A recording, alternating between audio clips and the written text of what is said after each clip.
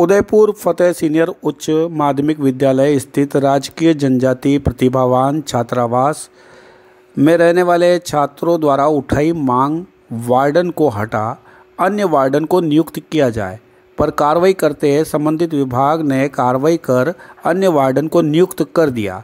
छात्रों के अनुसार हालांकि वार्डन को अपने पद से हटा जरूर नए वार्डन को नियुक्त कर दिया है, परंतु वार्डन की पत्नी फिलहाल अभी उसी परिसर में रह रही है, जिससे बच्चों में आक्रोश है और इस आक्रोश के चलते छात्रावास के बच्चों ने 7 मार्च को हुए तथाकथित घटनाक्रम के चलते प्रशासन द्वारा कार्रवाई के नाम पर खाना पूर्ति के तहत आज छात्रावास परिसर में वार्डन की शव यात्रा निकाल फतेह स्कूल मुख्य द्वार बाहर दाह संस्कार किया गया।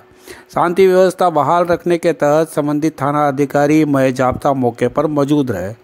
छात्रों ने अपने मांग के तहत प्रशासन से निष्पक्ष जांच करा वार्डन को निलंबित करने की मांग की है। सर, मेरा नाम अनिल है और ऑल इंडिया स्टूडेंट फेडरेशन छात्र संगठन का डिस्ट्रिक्ट प्रेसिडेंट हूँ और स्टेट मेंबर का साथी हूँ।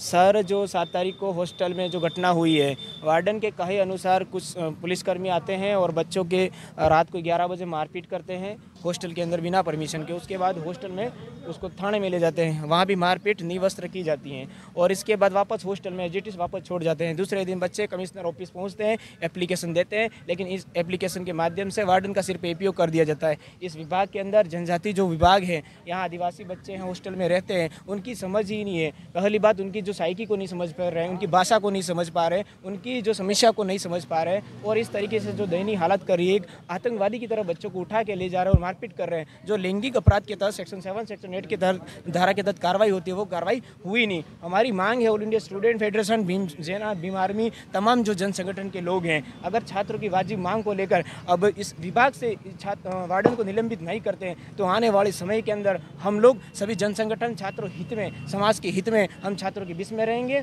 और आने वाले समय के अंदर जिला प्रशासन को भी हमने 12 तारीख को विशाल रैली के साथ आक्रोश प्रदर्शन के साथ अवगत कराया, लेकिन कुछ भी कार्रवाई नहीं हुई। और वार्डन की पत्नी के आरोप लगा रहे बच्चों पे कि हमारे साथ छेड़छाड़ हुई, सुबह भी फिर भी धमकी दी, जबकि वो कह रही मैं 6 महीने तक यहीं रह सकती हूँ। पत्नी कि मैं सोच रहा हूँ कि नौकरी कौन कर रहा है, वार्डन कर रहा है या उसकी पत्नी कर रही है। ये शासन व्यवस्था सिस्टम में लगा रखी है सर। बिल्कुल सर, उसको ओपीओ कार्यालय में लगाया, लेकिन एजिटिस जिस पत्नी के साथ छेड़छाड़ का बच्चों का आरोप है, वही पत्नी उस परिसर में अभी तक मौजूद है। इसका मतलब दोबारा कोई घटना का प्लान करने का प्रयास किया जा रहा है। तो प्रशासन का तो ये जिम्मेदारी बनती है कि इस पत्नी को वहाँ से एजिटिस खाली करा जाए, जबकि वार्डन का एपीओ करा दे तो वहाँ जरूरत क्या है रहने की। हमने इस वार्डन का जो इंदिरा है उसकी शव यात्रा हमारे जब कलेक्टर तक जाने की पूरी कोशिश थी, लेकिन 144 धारा के बहाने प्रशासन ने हमें रोकने का प्रयास किया है। हम उसका बिल्कुल सम्मान करते हैं। अगर आने वाले समय के अंदर इन बच्चों की मांग नहीं सुनते हैं, जो एफआईआर भी दर्ज नहीं हुई है, वार्डन को भी इस विभाग से नहीं उठाए। प्रॉपर मांग ये है कि इस विभाग से वार्डन को बाकायदा निलंबित किया जाना चाहिए, उसको गिरफ्तार कर कानूनी कार्रवाई करनी चाहिए। यह वार्डन के कहे अनुसार पुलिसकर्मी आते हैं 11 बजे रात को और 4 छात्रों को मारपीट करते हुए पुलिस थाने ले गए और 2 छात्रों को हॉस्टल में मारा और वापस नी वस्त्र करके हॉस्टल में वहाँ हॉस्टल चले आए, पुलिस थाना बंद करके लॉकर में मारा उन्होंने। फिर बाद में यहाँ छोड़ के गए। हम फिर वहाँ उनके लिए वहाँ कार्यालय गए, कमिश्नर ऑफिसर, वहाँ पे भी हमें कोई मतलब मीठी बातें करके वापस यहाँ भेज दिया गया और हमें कोई नहीं।